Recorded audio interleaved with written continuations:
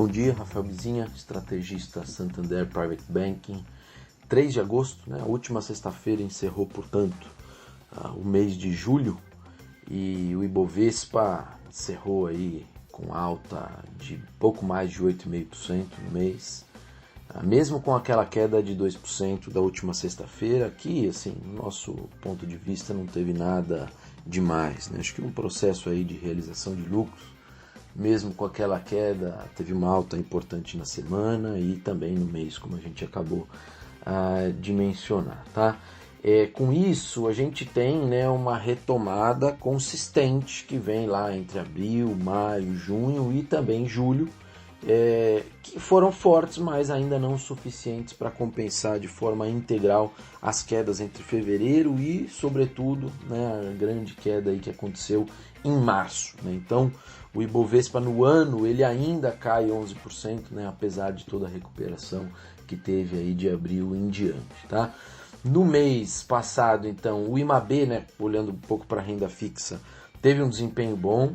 O IMAB, que é aquele índice que reflete o desempenho dos papéis indexados à inflação, das NTNBs, subiu quase 3%.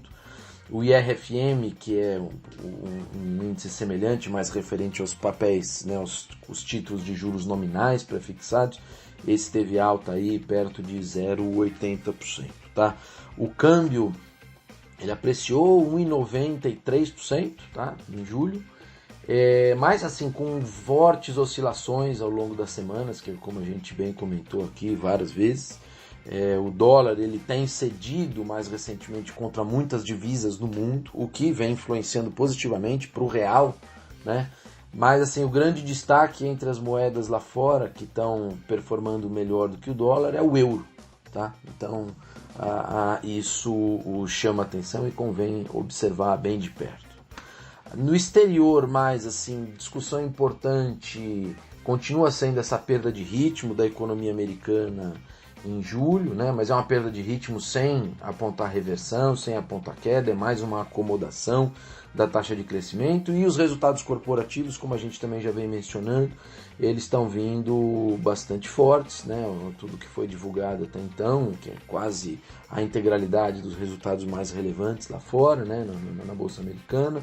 No fim de semana não teve conclusão daquele impasse da votação do novo pacote fiscal nos Estados Unidos, mas os republicanos e democratas admitiram que houve algum avanço aí das negociações no sábado, mas a gente vai ter que esperar talvez mais alguns 5 dias, 7 dias ou até 2 semanas talvez para ver uma conclusão desse assunto, tá? Enquanto isso, lá fora continuam ecoando aí essas ameaças do Trump e do secretário de Estado norte-americano em relação à China, essas declarações aí de impor restrição de outras empresas chinesas de fazer negócio com companhias norte-americanas, enfim, isso tudo traz um pouco de ruído e de barulho para os mercados. A gente ainda não vê isso como algo extremamente negativo para fazer preço dos ativos, mas enfim, é bom ficar atento. Sobre Covid-19, as estatísticas de contaminação estão estabilizando, continuaram estabilizando lá nos Estados Unidos, estão até ensaiando uma baixa naqueles estados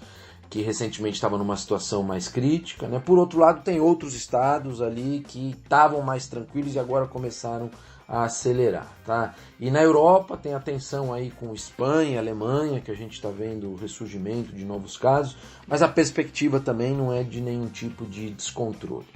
Na China, foi divulgado agora esse dado da indústria, o PMI, referente a julho, foi muito forte, de novo, acima das expectativas, então só demonstra que o ritmo de recuperação lá ainda está muito bom. Mesma coisa na zona do euro, teve a leitura final do PMI também referente ao mês de julho, foi revisado para cima, então nessa mesma toada, essa mesma pegada de continuidade da recuperação para além de junho, avançando em julho e tudo mais. Essa semana nos Estados Unidos vai ter o ISM, tá? Um indicador também importante para a indústria, além dos outros dados do mercado de trabalho que todo mundo vai ficar em cima para poder fazer as inferências sobre o atual ritmo, ou a atual temperatura da economia dos Estados Unidos. Aqui no Brasil fim de semana muita discussão sobre o imposto sobre transações, que é essa espécie de nova CPMF, é alvo de muitas críticas, e assim, aí o governo vai se esmerar em criar a melhor estratégia para levar uma proposta de recriação dessa nova CPMF ao Congresso, né? Então esse assunto ele vai ficar sendo esmiuçado diariamente até que seja enviada a segunda etapa do projeto de reforma tributária aí,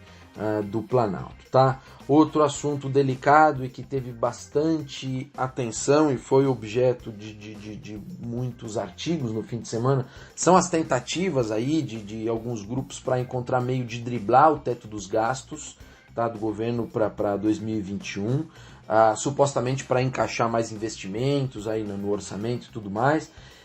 Mas assim, é um assunto muito delicado, tem que ficar de olho, porque se for inventarem, né, muita coisa, muita criatividade para burlar o teto, isso pode fazer com que haja uma perda de credibilidade nessa, né, que é a grande âncora fiscal que a gente tem hoje.